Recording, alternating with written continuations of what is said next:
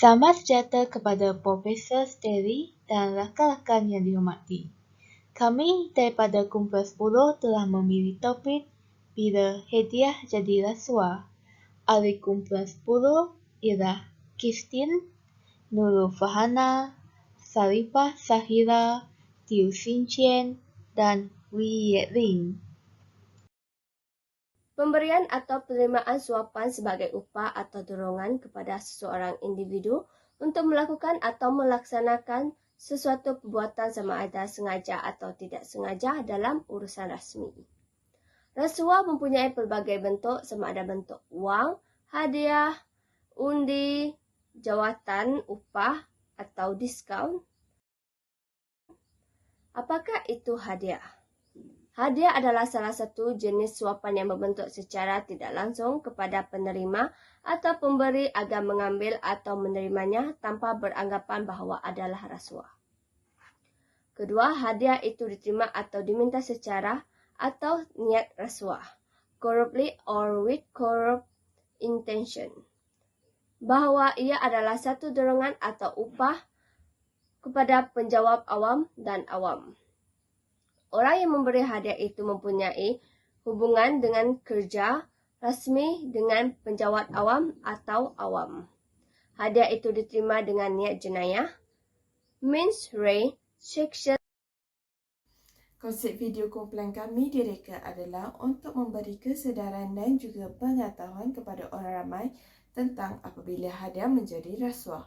Seterusnya, kumpulan kami juga telah menekankan tentang kesan pengajaran dan juga hukuman.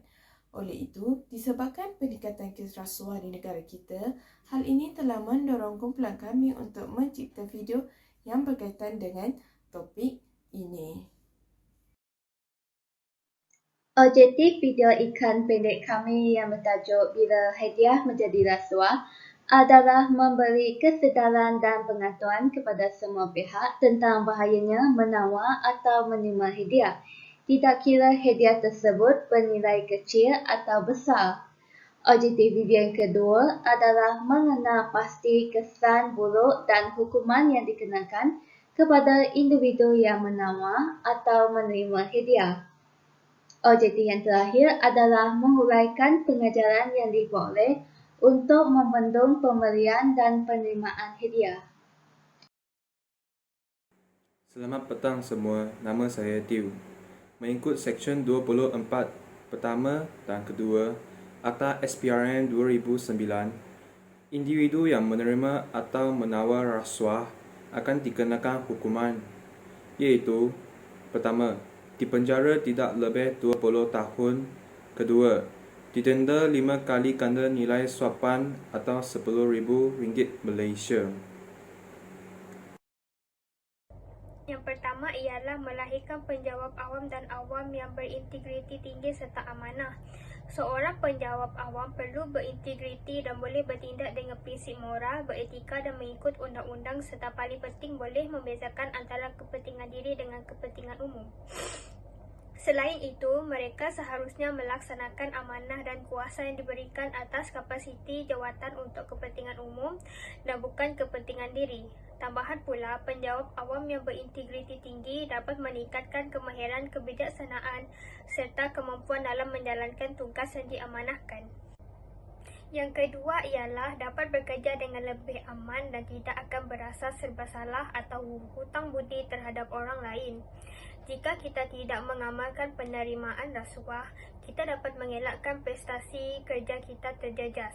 Di samping itu, dapat melaksanakan tugas tanpa sebarang beras sebelah dan juga mempunyai komitmen yang tinggi dan sentiasa bersedia menjalankan tugas dengan adil dan saksama. Yang ketiga ialah mampu meningkatkan kualiti pekerja yang bertanggungjawab, bebas, telus dan profesional dalam sektor kerajaan. Hal ini demikian kerana mereka memiliki harga diri dan kepercayaan pada diri sendiri berteraskan iman yang kuat. Selain itu, bertanggungjawab dan gigih dalam setiap pekerjaan yang dilakukan dalam tempoh masa yang ditetapkan, di samping menjamin kualiti. Selanjutnya, dapat meningkatkan ciri-ciri kreatif, inovatif, bermotivasi, berbudaya saing dan accountability.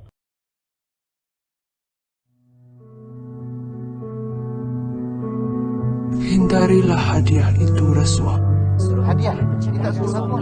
Lihat hadiah keluar kok. Lihat tentukan, kau di kalau lah. Kalau kita sudah kawan Jomo dan tuan sama di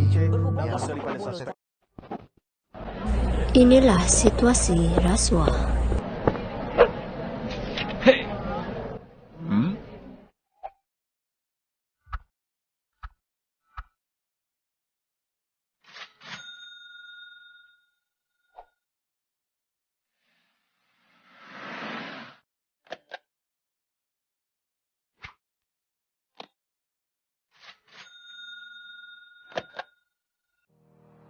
Ini adalah aduan dan statistik tangkapan rasuah.